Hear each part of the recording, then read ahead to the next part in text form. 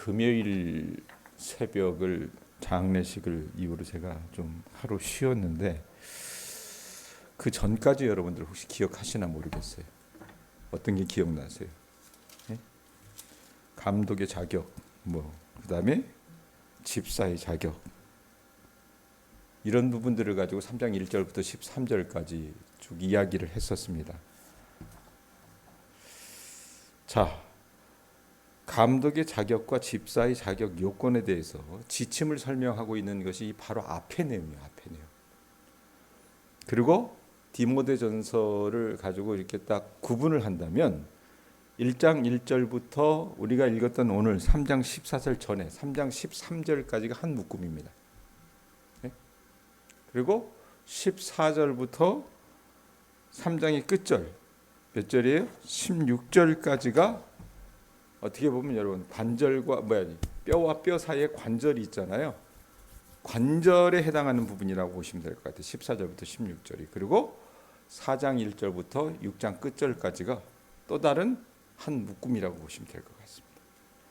자, 그런데 오늘 가운데 있는 이 본문 말씀은 어떤 내용이냐면 경건의 비밀에 대해서 설명하고 우리를 미혹하는 거짓 가르침에 대해서 이제 4장부터 쭉 이야기를 합니다. 한번 보세요. 14절 15절입니다.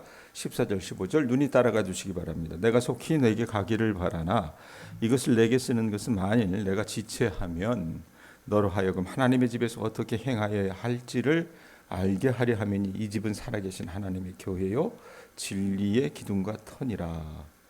이 서신서를 읽어보면요, 한 말 또 한 것 같고 이 말이 그 말 같고 저 말이 이 말 같고 사실은 그래요. 예? 자, 그런데 한번 보세요. 앞에서부터. 자, 거기 뭐라고 얘기합니까? 내가 속히 내게 가기를. 디모데전서는 누가 썼다 그랬어요? 바울이 썼다 그랬어요. 누구한테? 디모데한테 썼다 그랬잖아요.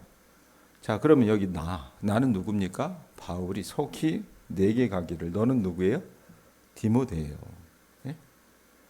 자, 바울이 여러분 디모데에게 왜 이 디모데전서라고 하는 편지를 썼느냐? 이유가 있었습니다. 본래 여러분 디모데가 이 에베소라고 하는 곳에서 하나님의 말씀을 전하는 사역, 이 교회 사역을 하고 있었는데 바울의 부탁으로 고전하고 있었다 그랬잖아요. 그죠? 예? 교회나 또 사람들이나 보통 어떻게 상대하기 버거운 사람들이었던 것 같아요. 그래서 바울이 그 안타까운 소식을 듣고 어떤 계획을 갖고 있었냐면 이 디모데가 있는 에베소로 직접 가기를 원했습니다. 가서 그곳의 문제들을 시시비비를 가려가지고 해결해 주기를 원했었어요. 하지만 여러분 바울이요, 가택연금이든 어떤 형태로든 로마의 감옥에 다시 갇히게 될 것만 같은 그런 이해감이 들었었습니다. 이미 한번 갇혔다가 다시 방면이 됐다가 어떤 휴직이라고 보시면 될 것 같아요. 보석 같은 거로 풀려나가지고 들어가니 많이 하는 그런 상황이었는데, 그러니까 자기가 에베소로 갈 수 있는 것을 담보할 수가 없잖아요. 근데 교회는 안타까운 상황이 처해 있고 디모데는 고전하고 있고, 그러니까 편지로라도 자신의 간절한 마음을 전달하기 위해서 이런 이 유언과도 같은 편지를 디모데에게 쓰게 된 것이 디모데 전서라고 말입니다. 자, 그런데 뭐라고 얘기합니까? 내게 쓰는 것은 만일 내가 지체하면 이러면서 그 다음에 뭐라고 얘기합니까? 뭐라 그래요? 너로 하여금 하나님의 집에서 어떻게 행하여야 할지를 알게 하려 함이니, 이런 표현이 있어요. 자, 하나님의 집이 뭡니까 여러분? 교회잖아요. 그죠? 이 에베소 교회에서 사역을 감당하고 있는 사람이 디모데예요.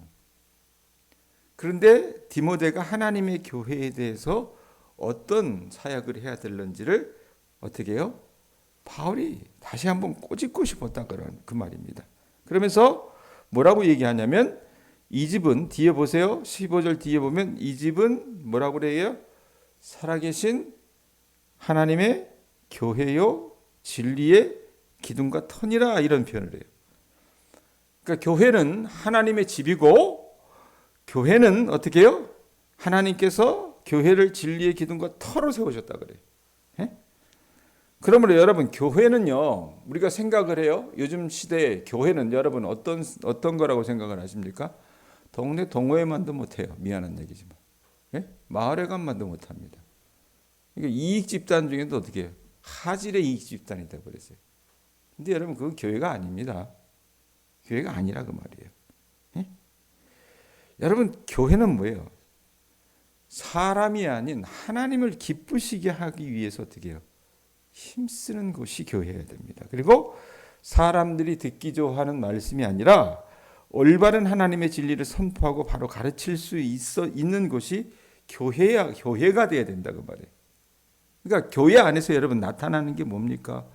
그 진리 되신 말씀을 어떻게 선포되는 것이 교회여야 돼요. 그리고 그 말씀대로 살아가기 위해 애쓰는 주님의 자녀의 무리가 있는 곳이 교회여야 된다 그 말입니다. 예? 근데 최근에 여러분 그런 거 있잖아요. 뭐 별애로 얘기하지만 교회 주인은 누구인가? 예? 우리도 작년 한때 사실은 막 계속 카톡에 누가 그걸 올리고 막 이랬는데 여러분 한국 사회가 민주화되면서 교회에서도 민주화를 위한 몸살을 앓고 있어요. 교회도 민주화되어야 되지 않겠느냐.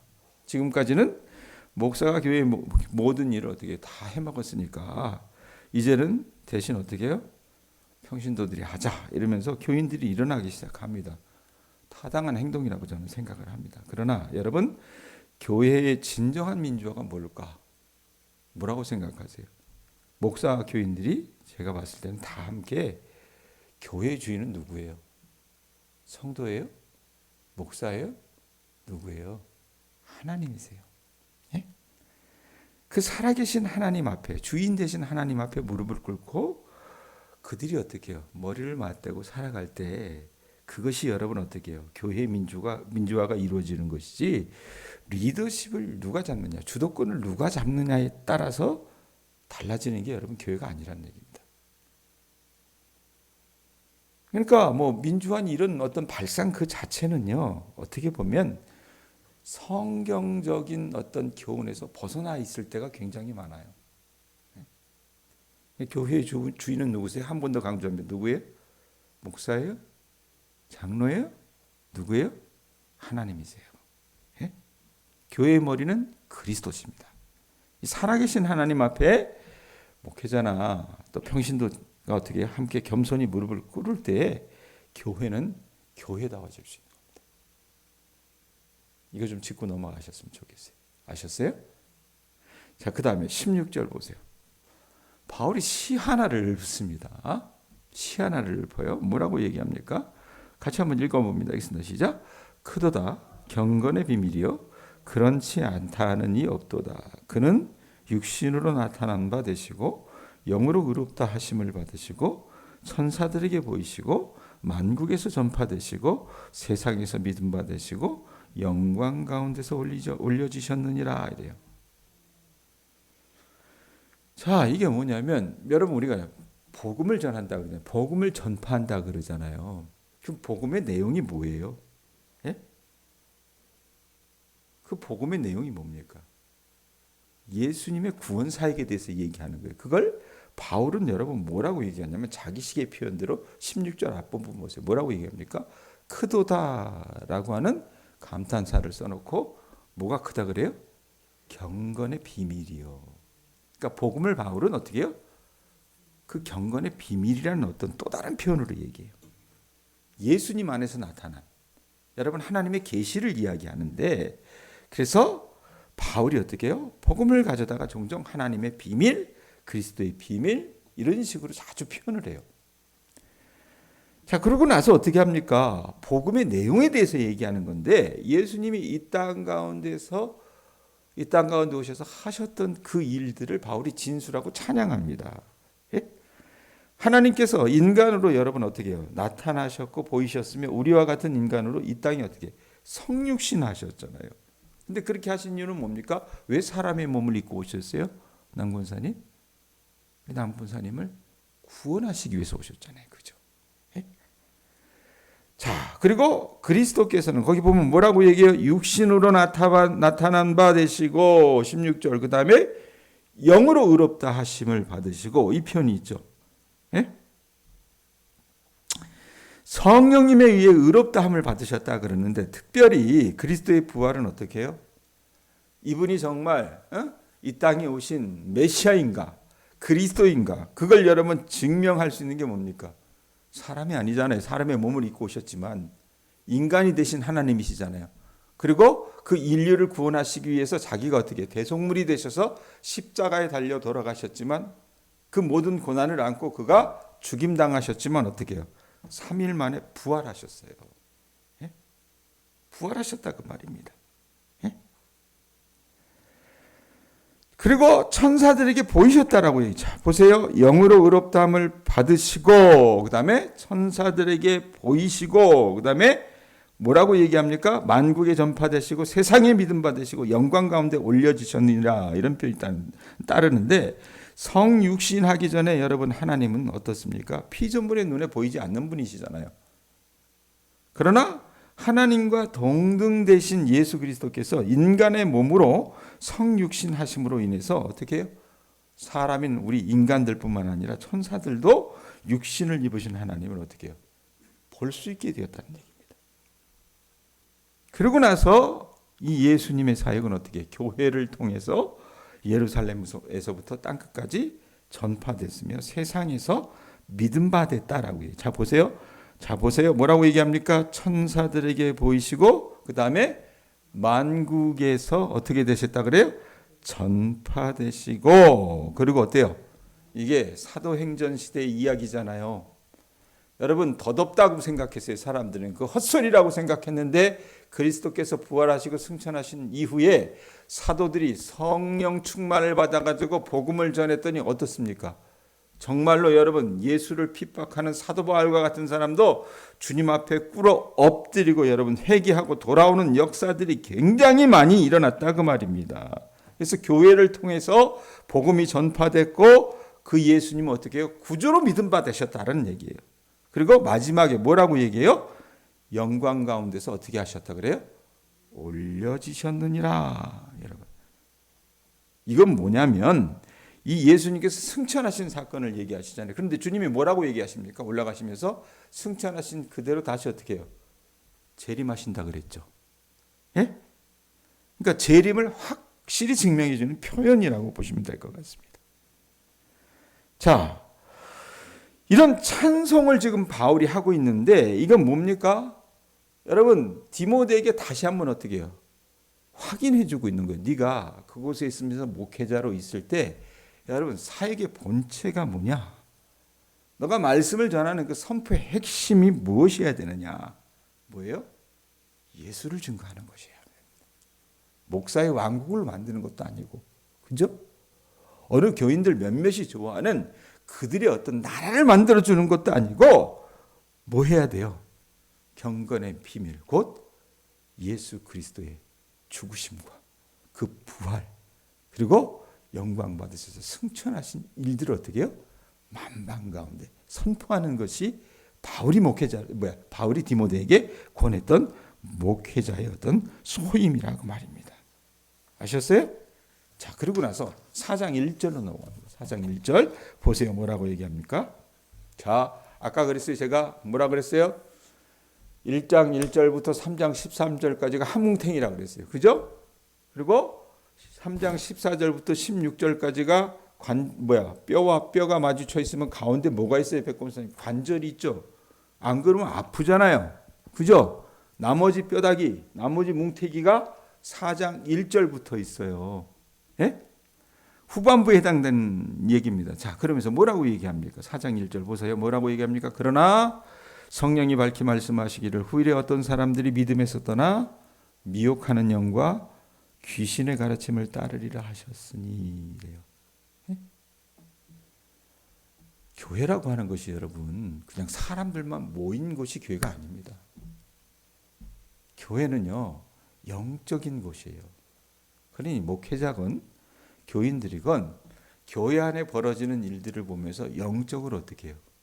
그것을 해석할 수 있는 그런 눈을 가져야 됩니다. 바울이 그랬어요. 바울은요 자기가 사역했던 이 에베소 교회를 보면서 어떤 일이 일어날지 성령께서 말씀해 주셨습니다. 뭐냐면 후일에 뭐라고 얘기합니까? 성령이 밝히 말씀하시기를 후일에 이러잖아요. 예?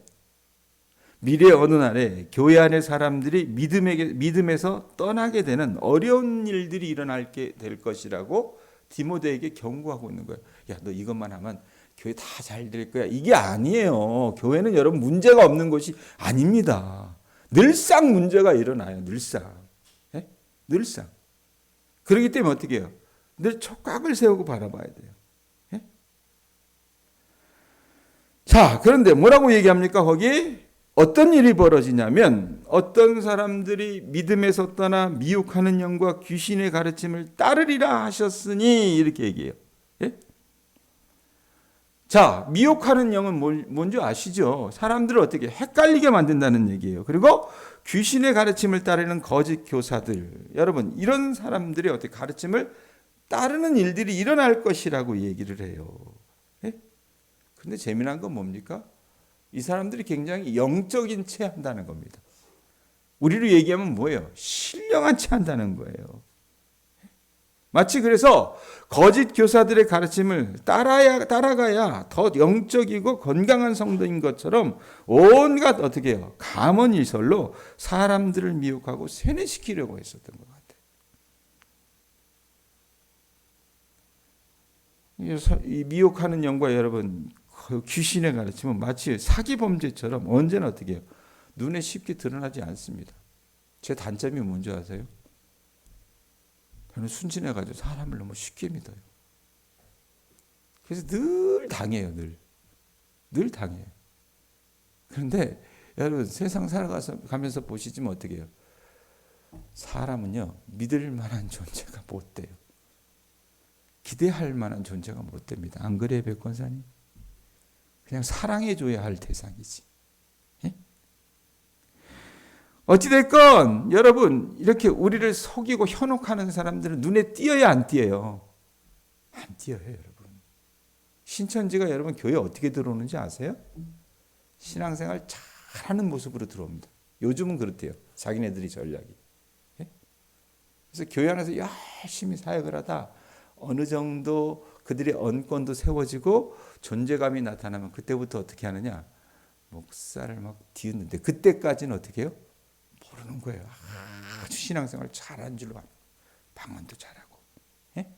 아주 신실하게 살아가는 것처럼 보이고 헌금도 잘하고 예?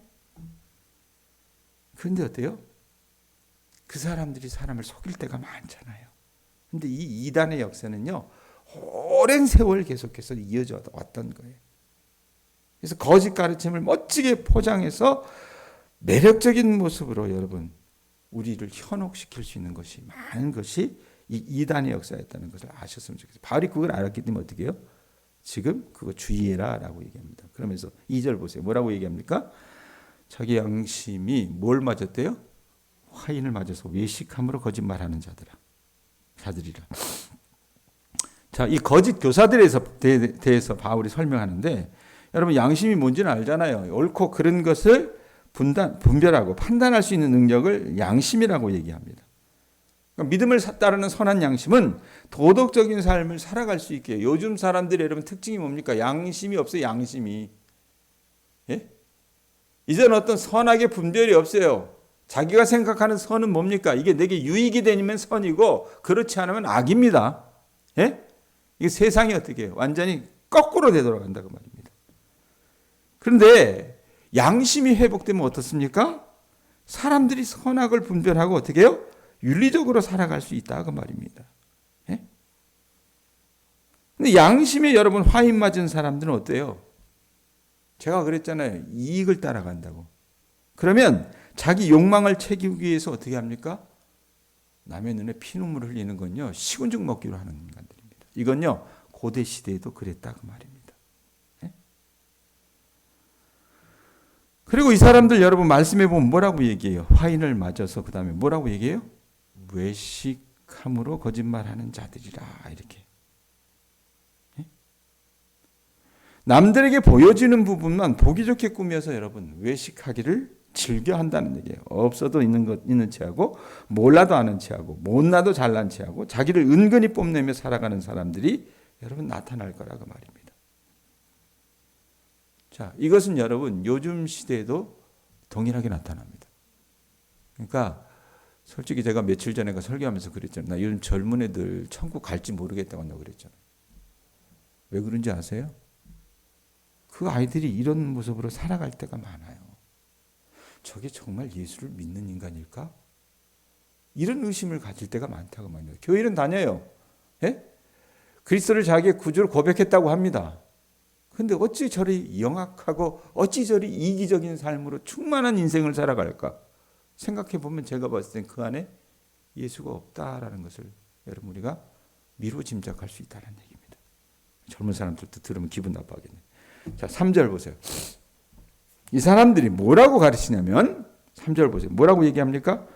혼인을 금하고 어떤 음식물은 먹지 말라고 할 터이나 음식물은 하나님이 지으신 바니 믿는 자들과 진리를 아는 자들이 감사함으로 받을 것이니라. 자, 당시 에베소 교회에서 판치었던 거짓 교사들이 여러분 뭘 가지고 사람들을 현혹시켰냐면 금욕주의를 가지고 현혹시켰습니다. 네? 그래서 어떻게 해요? 결혼하지 마. 불결해지는 거예요. 응? 그리고 음식물. 여러분 그 당시 음식물이라는 게 뭐예요? 대표적인 게 고기 아니에요. 고기. 예? 근데 그 당시 고기는 여러분 대부분이 어떻습니까? 신전, 이방 신전의 제사를 바치고 시중에 유통이 됐어요. 그러니까 우리로 얘기하면 뭐예요? 백권사님 옆에 무당집이 있는데 구슬했어요. 구슬하면 뭘 만들어요? 떡을 만들죠. 시루떡. 그래서 어떻게 해요? 친해보려고 무당님이 권사님한테 와서 떡 드세요 이렇게 갖다 주면 어때요? 어때요? 이걸 먹어야 되나 말아야 되나? 예? 이런 고민할 때도 있잖아요. 간혹. 안 그래요? 예? 고기도 비슷한 거였다라고 생각을 하시면 될 것 같아요. 이 사람들이 혼인을 금했었고, 예? 그리고 고기 같은 건 먹지 말라고 이렇게 얘기하면서 무슨 중도 아닌데, 예? 요즘 중도 고기 먹더만. 예? 그러면서 사람들을 미혹시켰다 그 말입니다. 근데 여러분 결혼이라고 하는 이 제도는요 하나님께서 세우신 아주 소중한 제도였습니다. 그걸 파괴하고 있었던 거라고 말이에요. 그리고 음식이라고 하는 게 뭡니까? 제가 고린도서 말씀 가지고 한번 우리 교우들에게 얘기했지만 모든 음식은 여러분 바울이 뭐라고 얘기해요? 여기 말씀에 뭐라고 그래요? 음식물은 하나님이 뭐 하신대요? 지으신 바니 믿는 자들과 진리를 아는 자들이 뭐 하래요? 감사함으로 받을 것이라. 이거 뭐예요? 그냥 먹으라는 얘기예요. 그러니까 무당이 떡 갖다 주면 권사님 어떻게 해야 돼요? 그 무당을 축복하면서 이 무당이 예수 믿게 하옵소서. 그러면서 어떻게 해요? 마음껏 드시기 바랍니다. 아셨죠? 네? 마음껏 드시기 바랍니다.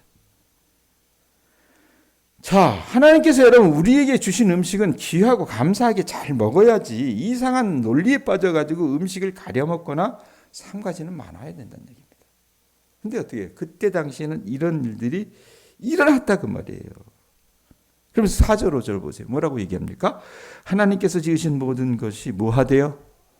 선하다 그럽니다. 선함에 감사함으로 받으면 버릴 것이 있대 없대요? 없나니. 그러면서 어떤 말씀이 따라붙어요? 하나님의 말씀과 기도로 거룩하여짐이라 이렇게.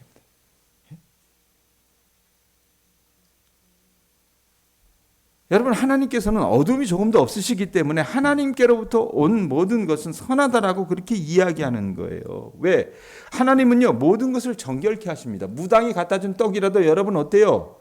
그 안에 하나님이 충만하면 충만한 성도는 어떻게 해요? 그 떡도 예수 그리스도로 인해서 어떻게 해요? 정결케 된다 그 말입니다. 하나님의 말씀과 기도로 여러분 우리는 어때요? 거룩해진 존재예요. 우리들이 여러분 하나님을 모든 선한 것의 근원으로 인식하고 하나님의 말씀과 기도를 붙잡고 경건한 삶을 살아갈 때 여러분 어떻게 해요? 그리스도인의 삶의 변화가 일어난다 그 말입니다. 예? 자, 여러분 오늘 특별히 마지막 말씀 한번 좀 보셨으면 좋겠어요. 5절 끝에 보면 뭐라고 얘기하냐면 뭐라고 얘기해요? 하나님의 말씀과 기도로 뭐 해야 된다 그래요? 거룩하여진다. 네? 우리는 여러분 겉으로 드러나는 그럴싸한 이유들과 명분에 혹해가지고 우리 마음을 빼앗기고 거기에 쇠뇌당하는 것이 아니라 뭐라고 얘기해요? 진리의 기둥과 터로 세우신 하나님의 교회 안에서 여러분 성도는 자기 스스로를 잘 지켜야 돼요. 그런데 늘 부족하고 연약하기 쉽기 때문에 넘어질 수 있는 존재가 우리잖아요. 그런데 여러분 우리를 어떻게 해요? 넘어지지 않게 우리를 견고하게 세울 수 있는 건 뭐예요? 거기 뭐라고 써 있어요? 하나님의 말씀과 기도라고 얘기해요. 그렇기 때문에 여러분 새벽마다 여러분들이 나오시는 거라고 생각을 해요. 여러분들 하나님 아버지의 긍휼과 은혜를 구하며 말씀과 기도의 삶을 살아나가실 수 있기를 축원드립니다. 그래서 항상 성령님이 조명하심을 따라서 세상의 어둠을 밝히는 빛으로서 우리 교우들이 살아나가실 수 있기를 주님의 이름으로 권면해 드립니다. 기도하겠습니다.